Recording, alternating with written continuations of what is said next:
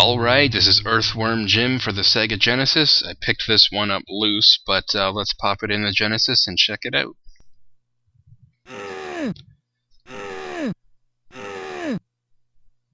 This game came out in 1994. It was developed by Shiny Entertainment and published by Playmates Interactive.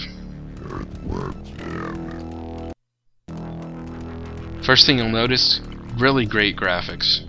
Colorful graphics, lots of animation, lots of level design variation. You know, this game was really unique for the time, just in the level design, because it's so organic. I mean, looking at the terrain that you actually walk on, you know, compared to other platformers from the 16-bit era, you know, really before Donkey Kong Country, I'm gonna say, you know, everything was kind of flat and basic shapes, you know, usually straight horizontals, straight verticals, and maybe some 45s. But look at this. Look at the level design. It's every angle, everything's all over. It's, you know, it's more like everything's hand drawn than, you know, plotted out in some, you know, code. Is really what it looks like. It does look more organic, and it was one of the first games I remember to have that feel to it. It does take some getting used to, because you don't really know exactly where you're going to walk, where you're going to land sometimes. So it took a little bit of getting used to, but the controls are overall, you know, there's nothing wrong with the controls. Like I said, this game came out in 1994.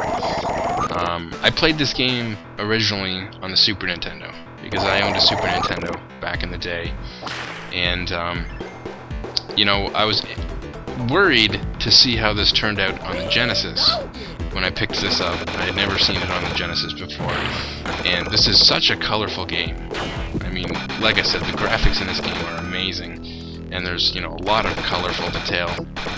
So I was a little worried how it would turn out on the Genesis, because we all know the Genesis does have a pretty small color palette compared to what the Super Nintendo would do. But as you can see here, it looks amazing. They did a really good job, and part of that reason is I did not know this until looking up the information for this review, is this game actually came out for the Genesis first. I did not know that. This game was you know, released for the Mega Drive in, I believe it was August 1994 for the Mega Drive and Genesis, and then it was actually ported to the Super Nintendo. And it came out, I believe, in September for the Super Nintendo. So it was several months later that it came out for the Super Nintendo. So that's probably part of the reason why it didn't come out for the Super Nintendo first and then get ported to the Genesis. You can see here we have this racing level. Yes, I'm racing a space chicken. Not really sure what the storyline behind that is, but you have the little racing scenes in between each level to sort of break things up a little bit, and it's sort of like a bonus round. There's a lot of variations in levels in this game, so, you know, it's not just this standard platforming that you're seeing now. You can shoot your gun in all directions. It's another cool thing. I mean, even, you know, below you and on 45s, so you got like almost like a 360 controls with the firing, which is pretty cool. The music is really good, even on the Genesis. And I shouldn't say that, because the Genesis is capable of good music, as most of us should know.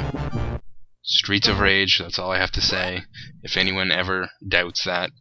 And the music in this one's pretty good too.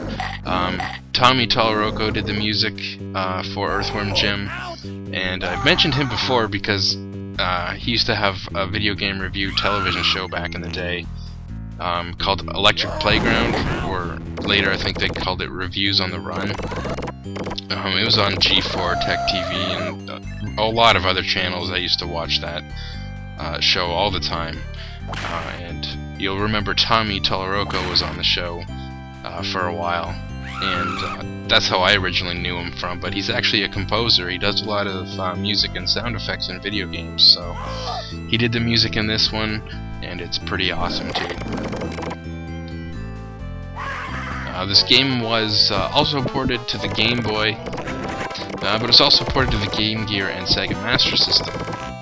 I would actually like to see those versions. I haven't seen those versions, and it would be really cool to see how they pulled off the level design on the older 8-bit systems. Because that's the one thing about this game, like I said, the organic level design, and you know, the kind of layout of the levels. I'd like to see how that panned out on the 8-bit versions of this game.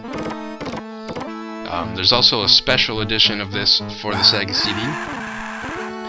Once again, I've never played it, but I do remember a lot of people talking about that back in the day.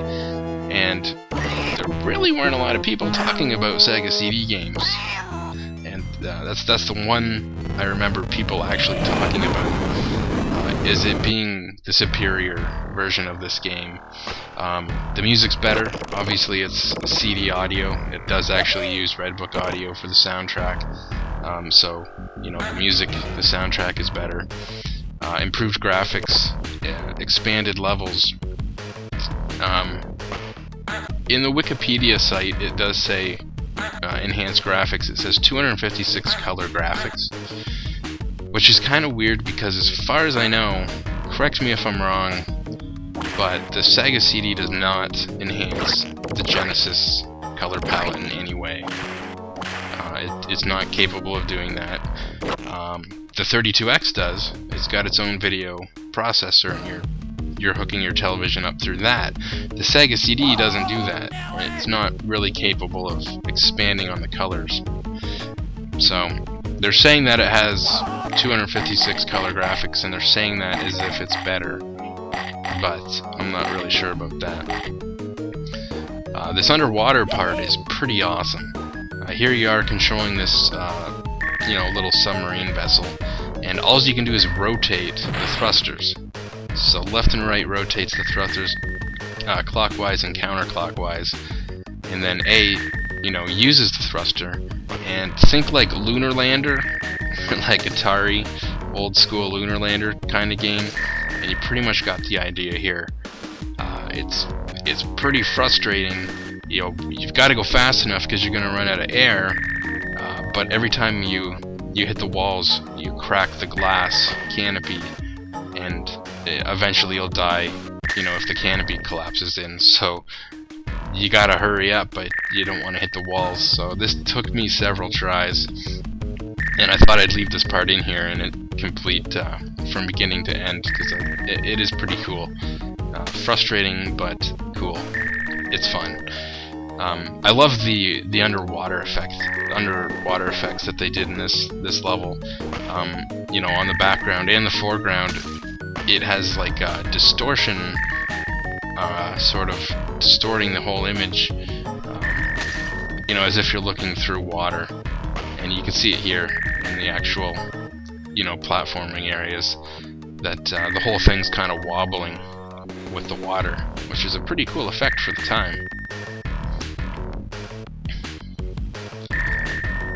Another cool thing they did with the Sega CD version is they put some stuff on there for your PC, which, another cool idea for the time. If you think about it, you buy the Sega CD game, and you also got some stuff for Windows put on the CD. So you got like a Earthworm Jim desktop background and some themes and sound effects and stuff you could use on your computer. Pretty cool idea for the time, I think. You know, this game really had a lot of good stuff going for it at the time. The level design was pretty unique. You know, one of the first games I remember, other than Donkey Kong Country, not really sure 100% which one was first there, but having that organic level design. As you can see, I'm dead, I'm out of time. Quickly throw in, this game was ported to Wii Virtual Console in 2008. That is the Genesis version. And overall, wicked game. Must have for the Genesis or the Super Nintendo. They're pretty much the same game, so there you go. See you later.